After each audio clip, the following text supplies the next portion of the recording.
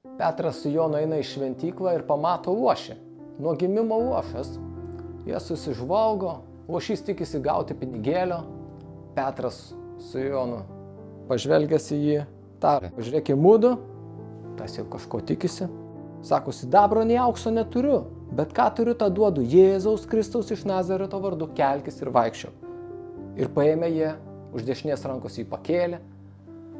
Toliau rašo, jis pašokęs atsistojo, pradėjo vaikščioti ir kartu su paftuvais įėjo į šventyklą. Taigi Viešpats kviečia tave šiandien pakilti. Ir jeigu tu niekad negyvenai gyvenimo su Dievu, galbūt daug kartų girdėjai apie tą gyvenimą, tą kvietimą, šiandien ta ištiesta ranka į tave, kad tave pakeltų į tą tikrą gyvenimą, kad taip kaip tam luošiui atėjo pasikeitimas, niekad nevaikščias žmogus, štai šokinėja, štai pašoko ant savo kojų ir sako, ten vaikščiodamas ir pasišokinėdamas šlovino Dievą. Į tokį pokytį tavo gyvenime kviečia tave Viešpats. Ir tas žodis, kurį šiandien girdi, kaip ta ištiesta ranka, tau šiandieną, kad tu pakiltum. Jo žodis galingas tave pakelti ir Viešpats kviečia tave pakilk į gyvenimą.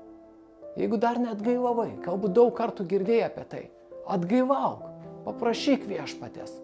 Tam luošiui užteko vieną kartą. Jėzaus Kristaus vardu sako, kelkis. Ir jis kėlėsi.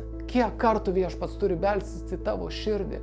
Šiandien Viešpats kviečia tave į tą gyvenimą, tikrą gyvenimą, kaip tam luošiui vaikščioti. Taip jis nori tave pakelti, vaikščioti viltyje, vaikščioti jo džiaugsme, vaikščioti Viešpatės išgelbėjimą, tais takais, kuriais tu dar niekada neėjai. Viešpats nori tave pakelti ir jis ištiesęs ranką į tave. Jo žodis ragina tave pakilk, o tu atsakyk kaip tas luošys. Pašok. Tas, kuris nevaikščiojo, pašoko. Pašok ten, kur Viešpats tave kviečia. Šok į Dievo karalystę.